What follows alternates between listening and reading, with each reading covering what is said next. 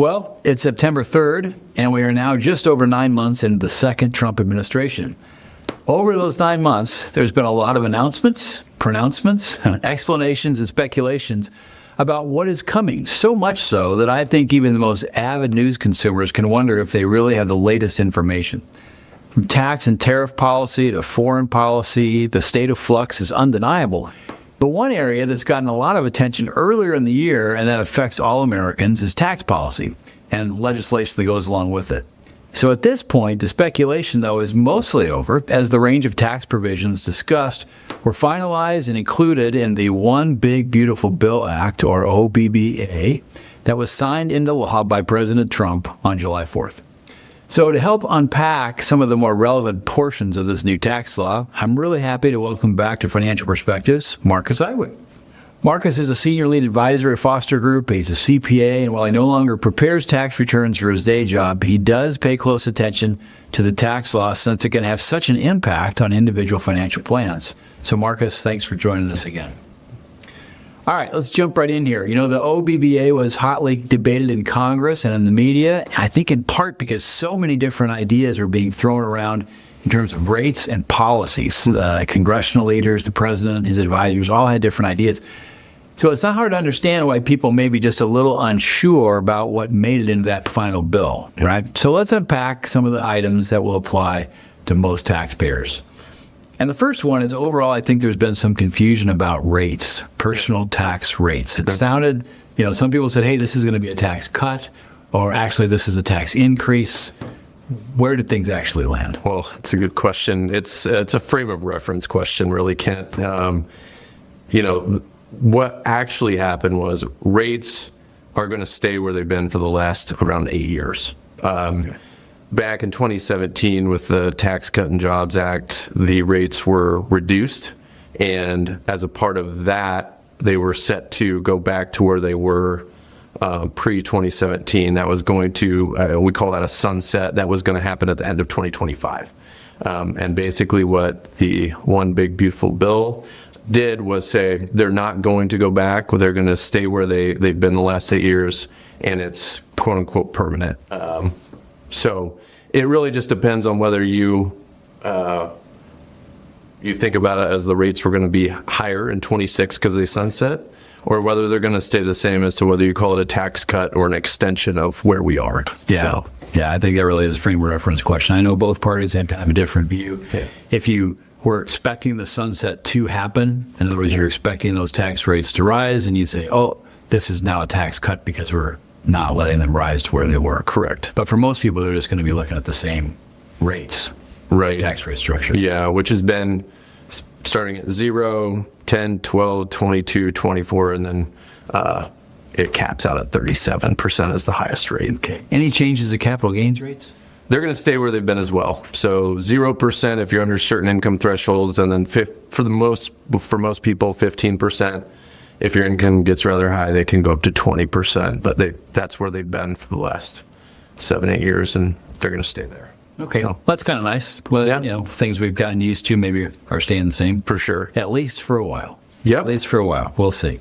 There was talk along the way about eliminating some kinds of taxes. One in particular, the president talked about eliminating the tax on Social Security income. Yeah. How did that come out?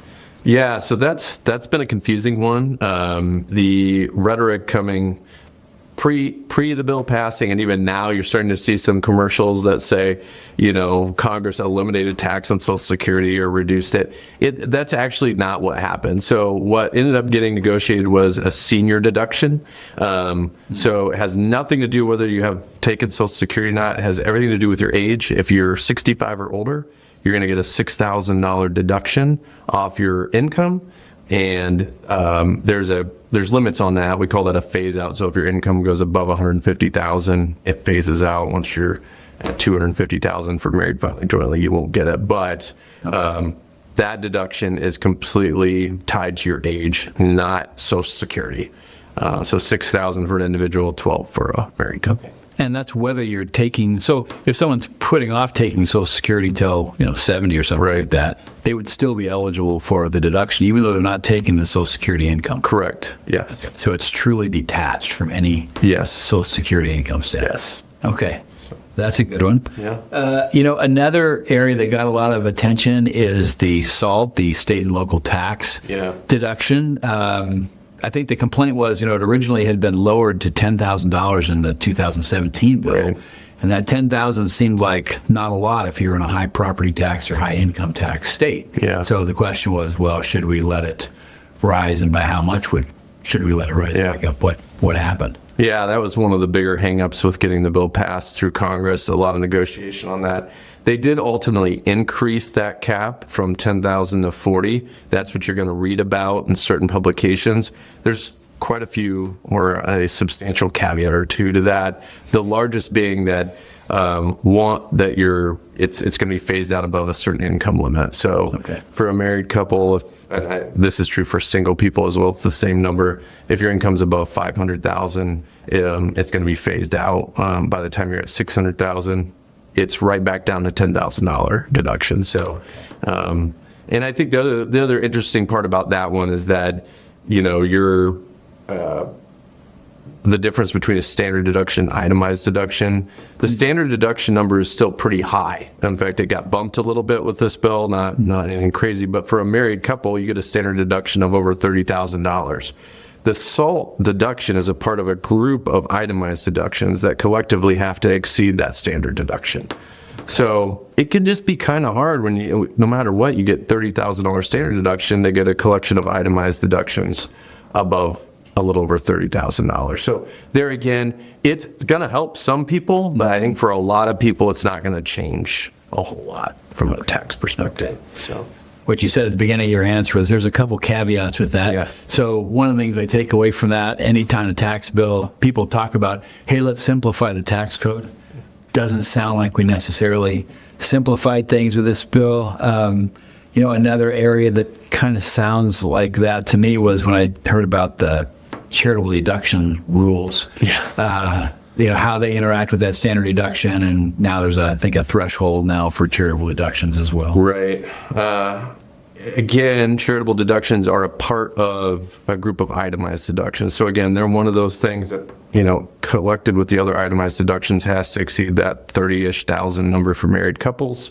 And on top of that, now there's a 0.5% floor. This is similar to your medical deduction, but the floor means that your charitable deductions have to exceed 0.5% of your gross income before you can deduct it. So if you have gross income of $100,000, your first $500 of charitable deduction is not deductible. So just to your point, another little area of complication. This bill did not do much in the way of simplifying tax law for everyone. So we just can't seem to get there. It's a good idea, but it never really happens. For sure. Because of that, one of the things, there's a few other things around that charitable deductibility and charitable planning. We're going to have another Financial Perspectives podcast about that specific topic coming up with advisor Caleb Brown. So look for that one in the future. We'll dive more into detail there. I think the last thing to touch on really and changes here specifically is maybe in the area of estate taxes. Again, I think people were wondering, hey, is this going to roll back with the sunset? Is it going to extend? What's going to happen? So what did happen when the dust settled? Yeah, they ended up basically extending where we were in 2024, 2025, which is, now it's going to be $15 million estate tax exemption per person. That's just a little bit of a bump on where we were. We were 14 million and some change. If that hadn't been put in this bill, it was due to sunset to roughly half of that number, so $7-8 million. So that was implemented, and it is quote unquote permanent until somebody changes it, which just at least gives a little level of certainty and planning for that. Yeah. So I like that word permanent. So as a former legislator, when we laugh about this, sometimes you go, gosh, it's permanent, meaning yes, there's not a sunset. It's not automatically going to change. But of course, another administration, another Congress, they can just come in and with the word notwithstanding, meaning notwithstanding whatever was in the tax code before, they can create new law that would actually change what's here. So for right now, we kind of know the rules of the road, but it doesn't mean that future administrations can't actually change the correct. rules. Yeah. Correct. Okay.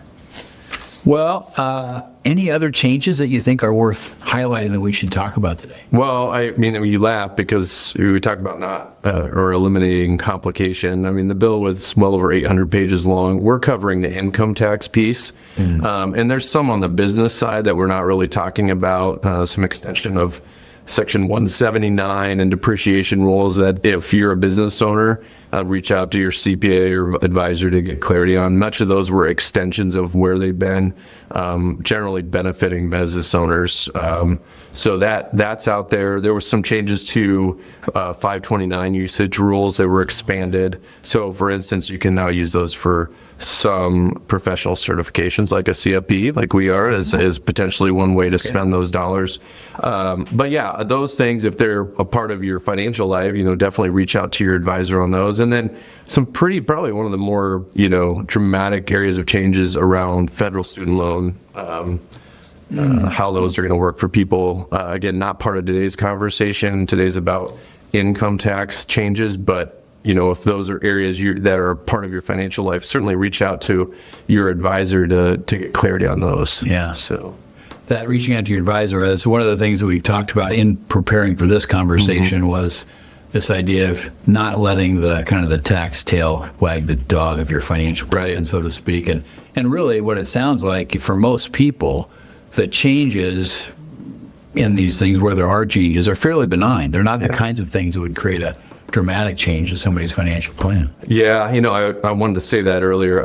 I'm a tax nerd, if you will, and I'd love to pull apart, taxes and help people save money. I also, you can overdo that. You can let the tax tail wag the dog. And I think to your point, Kent, these changes, while they may help some people, they're pretty small, and I certainly wouldn't encourage clients to try and manage their income and the way they're spending their money, especially in retirement, to try and save just a little bit of tax. So it's great to get a $6,000 or $12,000 senior deduction. I probably wouldn't, spend the second half of my year trying to manage my income to under $150,000 just to get that if you spend that kind of money. So, and there's things like in Iowa, for instance, on the SALT cap, our state taxes are very low in general now, and for a lot of retirees, non-existent or close to it. So it's like that SALT cap will matter for a group of people in Iowa, but there's a lot of retirees where that's just not going to change much because we don't have a lot of state income tax, especially for retirees. Yeah, so that really is going to be a state-by-state impact. Those for sure. High property value, high property tax states, or high state income tax states, that is going to pinch some folks. Yeah. But for a lot of states, it's not going to be a big deal. Yeah, and we're already seeing, I've already worked with a few clients who pay enough state tax to benefit from that, but when you pay a lot of state tax, you generally make a fair amount of money, so their income's over that phase out. So there again, we're seeing that window be relatively limited as far as significant impact. It will for some people, but there's a lot where these things just aren't going to move the dial. Yeah. Well, thanks, Marcus. Super helpful conversation. I hope it's been helpful for people listening just to kind of put your mind at ease really in terms of personal tax situations and what really changed and what didn't. Folks are going to differ on the impact of long-term picture economically and what this might mean for debt and deficits, for example. But that's always the case in any bill that comes out of Washington. We know that.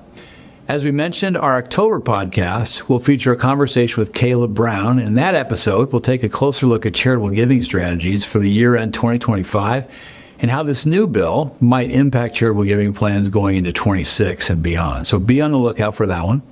And Marcus and I actually are going to be having an extended version of this tax conversation, as well as talking about year-end tax planning in a webinar format on Wednesday, November 12th. We'll be taking questions from anyone registering as well as those who are watching or listening. For now, thanks for joining us. Whether you're listening to our podcast or watching our video feed, it's always our hope to deliver helpful information in a way that avoids the sensationalism that sometimes accompanies today's media world. Sometimes.